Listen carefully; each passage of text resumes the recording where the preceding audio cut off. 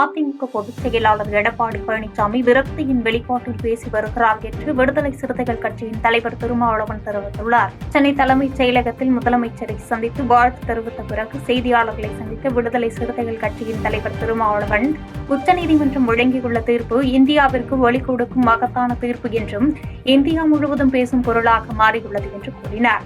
ஆளுநர் ஆர்.என். ரவி 10 மசோதாக்கள் ஒப்புதல் தராமல் குடியரசுத் தலைவர் ஒப்புதலுக்கு அனுப்பி கிடப்பில் போட்டு வைத்தார் என்று குற்றம் சாட்டிய அவர், இதைத் தொடர்ந்து தமிழக அரசு உச்சநீதிமன்றத்தில் தொடர்ந்த வழக்கில் உச்சநீதிமன்றம் சிறப்பு அதிகாரத்தை பயன்படுத்தி 10 மசோதாக்களுக்கு ஒப்புதல் அளித்துள்ளது என்று கூறினார். ஆளுநருக்கு உச்சநீதிமன்றம் பாடம் புகட்டியுள்ளதாக தெரிவித்த திருமாவளவன், செவிலில் அறைந்தால் போன்ற ஒரு தீர்ப்பை உச்சநீதிமன்றம் வழங்கியுள்ளது என்று கூறினார்.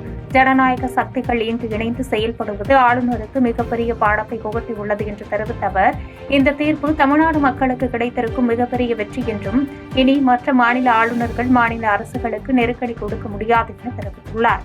திமுக கூட்டணி கட்சிகள் காற்றோடு கரைந்து விடுவார்கள் என எடப்பாடி பழனிசாமி கூறிய கருத்துக்கு பதிலளித்த திருமாவளவன், திமுக கூட்டணி கட்சியில் இருந்து கட்சிகள் வெளியேறும் என நினைத்தார்.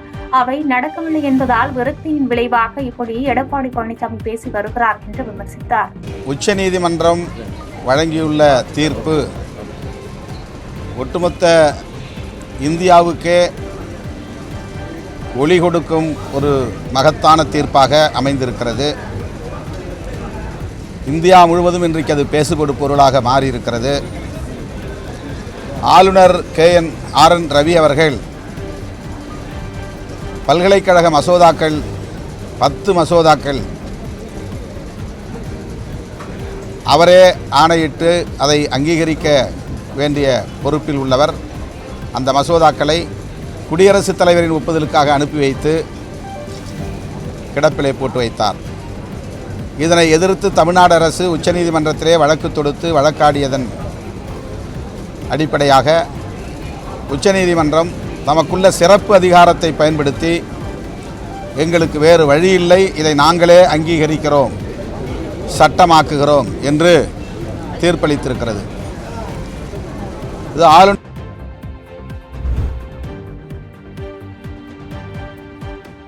ஜெயலலிதா முதலமைச்சராக இருந்தபோது முதலமைச்சர் வேந்தராகும் தீர்மானத்தை எதிர்த்தது திமுக என்று முன்னாள் அமைச்சர் வைகை செல்வன் தெரிவித்துள்ளார். காஞ்சிபுரம் மாவட்டம் ஸ்ரீபெரும்புதூரில் அதிமுக சார்பில் நடைபெற்ற தண்ணீர் பந்தல் திறப்பு நிகழ்ச்சியில் முன்னாள் அமைச்சர்கள் சோமசுந்தரம் மற்றும் வைகை செல்வன் ஆகியோர் கலந்து கொண்டு நீர்மூர் பந்தலை திறந்து வைத்தனர். தொடர்ந்து மோர், பழச்சாறு, இளநீர், நுங்கு உள்ளிட்டவைகள் பொதுமக்களுக்கு வழங்கப்பட்டது. பின்னர் செய்தியாளர்களை சந்தித்த முன்னாள் அமைச்சர் வைகை செல்வன், நீட் தேர்வு அனைத்துக் கட்சி கூட்டம் என்பது நாடகம் என்று விமர்சித்தார். மேலும் நீட் தேர்வுக்கு ரகசியம் குறித்து இதுவரை உதயநிதி தெரிவிக்கவில்லை என்று குற்றம் சாட்டியதோடு பொய் பிரச்சாரம் செய்து தேர்தலில் வெற்றி பெற்றதாக சாடினார். ஜெயலலிதா ஆட்சி காலத்தில் வேந்தராக முதலமைச்சரே இருக்க வேண்டும் என தீர்மானத்தை கொண்டு வந்தபோது அதை திமுகவினர் எதிர்த்ததாகவும், ஆனால் தற்போது இதை வரவேற்பதாக பேசினார். நாடகம் நடத்துகிறது திராவிட முன்னேற்ற கழகத்தின் அரசு. நீட் தேர்வுக்கு ரகசியம் என்ன என்று நாங்கள் சொல்கிறோம், எங்களுக்குத்தான் தெரியும் என்று ஊர் ஊராக பிரச்சாரம் செய்தார் உதயநிதி அவர்கள். இது துணை முதலமைச்சராகவும் ஆயிருக்கிறார்.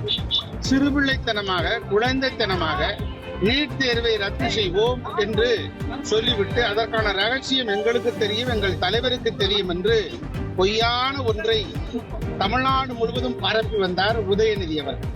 இப்போது நீட் தேர்வின் ரகசியம் என்ன என்று கேட்டால் இதுவரை பதிலே சொல்லவில்லை. தொடர்ந்து நாடகம் நடத்தி கொண்டு வருகிறது. இனி 10 மாதத்தில் தேர்தலை சந்திக்க வேண்டியது இருக்கும்.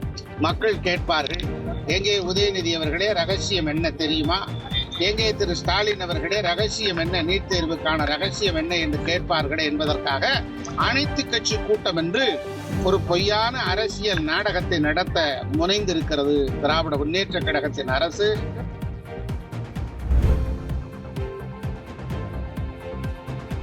பாலக்கோட்டில் மனைவியின் திருமணத்திற்கு மீறிய உறவினை கண்டித்த கணவன் கழுத்தை நெரித்து கொலை செய்யப்பட்ட சம்பவம் தொடர்பாக போலீசார் விசாரணை செய்து வருகின்றனர். தருமபுரி மாவட்டம் பாலக்கோடு அடுத்த எர்ரனஹள்ளி கிராமத்தைச் சேர்ந்த குமார் மனைவி கோவிந்தம்மாள். இவர்களுக்கு 2 பெண் பிள்ளைகள் உள்ள நிலையில் குமார் பாலக்கோடு அரசு போக்குவரத்து பணிமனை அருகே இறைச்சி கடை நடத்தி வருகிறார். இந்நிலையில் கோவிந்தம்மாளுக்கும் கடைக்கு வரும் வாடிக்கையாளர் சிலருடன் தகாத தொடர்பு இருப்பதாக கூறி கணவன் குமார் தகராறில் ஈடுபட்டதாக தெரிகிறது. தகவலின் பேரில் அங்கு சென்ற போலீசார் உயிரிழந்த குமாரின் உடலை கைப்பற்றி பிரேத பரிசோதனைக்காக தருமபுரி அரசு மருத்துவக் கல்லூரி மருத்துவமனைக்கு அனுப்பி வைத்ததோடு சம்பவ இடத்தில் துணை காவல் கண்காணிப்பாளர் விசாரணை நடத்தினார். மேலும் கொலை தொடர்பாக பாலக்கோடு போலீசார் வழக்கு பதிவு செய்து மனைவி மற்றும் உறவினரிடம் விசாரித்து வருகின்றனர்.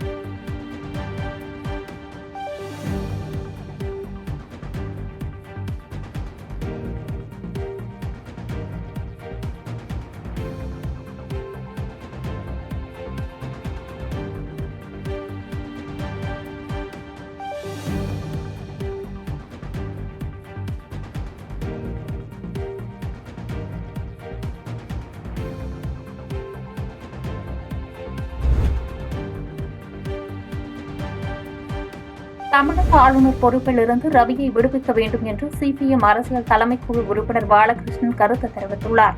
கடலூரில் உள்ள மார்க்சிஸ்ட் கம்யூனிஸ்ட் கட்சி அலுவலகத்தில் செய்தியாளர்களை சந்தித்த அவர், மசோதாக்களுக்கு ஒப்புதல் வழங்காமல் கிடப்பில் போட்ட விவகாரத்தில் ஆளுநர் சட்ட வரம்பை மீறி நடந்துள்ளார் என்று உச்சநீதிமன்றம் தெரிவித்துள்ளது. இந்த நிலையில் ஆளுநர் பொறுப்பிலிருந்து ரவியை உடனடியாக விடுவிக்க வேண்டும், மத்திய அரசு அவரை திரும்ப பெற வேண்டும் என்று கருத்து தெரிவித்தார். மத்திய அரசாங்கமோ ஆளுநரோ இதை பற்றி ஒன்றுமே சொல்லாமல் இருக்கிறது ரொம்ப வருந்தத்தக்கது. உச்சநீதிமன்றம் இந்த அளவுக்கு ஆளுநர் சட்ட வரம்பை மீறி செயல்பட்டிருக்கிறார் என்று உச்சநீதிமன்றம் சொன்ன பிறகு அப்போ சட்டமன்றத்தை மீறி செயல்பட்டிருக்கிற ஒரு ஆளுநர் எப்படி ஆளுநராக நீடிக்க முடியும்? எனவே அவர் ஆளுநர் பொறுப்பிலிருந்து உடனடியாக விடுவிக்கப்படணும், மத்திய அரசு அவர் திரும்ப பெறணும். அதுதான் உச்சநீதிமன்றத்துக்கு தீர்ப்புக்கு மரியாதை கொடுக்குற விஷயமா இருக்கு. அப்படி இல்லைன்னா உச்சநீதிமன்ற தீர்ப்பை மீறுகிற காரியத்தை மத்திய அரசாங்கத்தையே செய்வது ஒரு அரசியல் ரீதியான நெருக்கடி, அரசியல் சாசன நெருக்கடியை தான் உருவாக்கும் என்பதையும் மார்க்சிஸ்ட் கம்யூனிஸ்ட் கட்சியின் சார்பில் நான் கேட்டுக்கொள்ள விரும்புகிறேன்.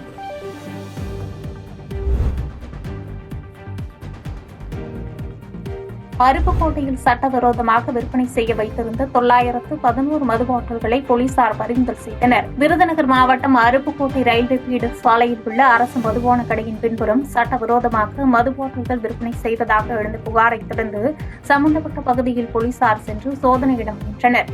அப்போது அங்கிருந்த மர்ம நபர் ஒருவர் போலீசாரை கண்டதும் தப்பி ஓடிய நிலையில் அங்கு சட்டவிரோதமாக விற்பனைக்காக பதுக்கி வைக்கப்பட்டிருந்த 911 மது பாட்டில்களை பறிமுதல் செய்தனர். மேலும் அங்கு மது பாட்டில்கள் விற்பனை செய்து தப்பி ஓடிய நபர் பூலாங்கால் கிராமத்தைச் சேர்ந்த காளிராஜன் என்ற தமிழரசன் என்பது தெரியவந்துள்ள நிலையில் போலீசார் அவரை தீவிரமாக தேடி வருகின்றனர்.